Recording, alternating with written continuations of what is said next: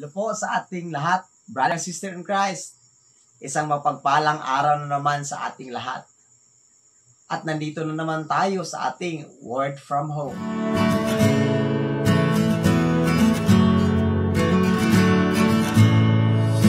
Kapatid, ikaw ba'y lubos na nababalisa at nag-aalala?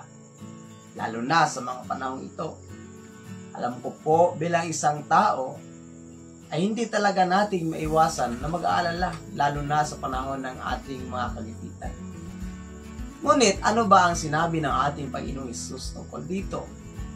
Sa aklat ng Matthew chapter 6, verses 25 to 27 and verse 31 to 32, ang sabi niya, "Therefore I tell you, do not worry about your life, what you will eat or drink, or about your body, what you will wear.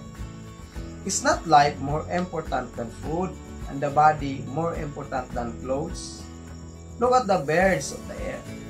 They do not sow or reap or store away in barns, and yet your heavenly Father feeds them. Are you not much more valuable than they? Who of you, by worrying, can add a single hour to his life? So do not worry, saying, what shall we eat, or what shall we drink, or what shall we wear? For the pagans run after all these things, and your heavenly Father knows that you need it." Kapatid, nais po ng ating Panginoong Hesus na pawiin niya ang ating mga pag-alala. Kaya nga sinabi niya doon sa mga talatang iyon, that do not worry about your life. Ito'y isang katiyakan that He is concerned and He cares about our needs.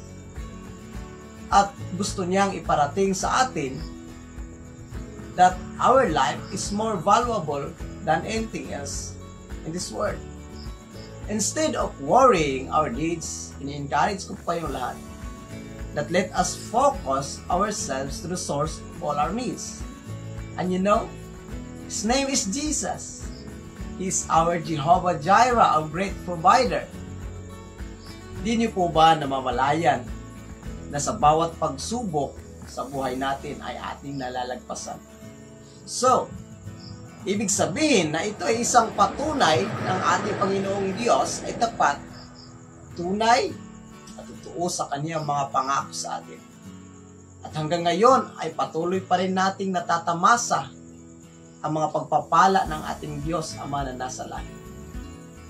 I still believe that God is faithful. Our God is faithful to do His promises. He never been lie, who is the God of truth.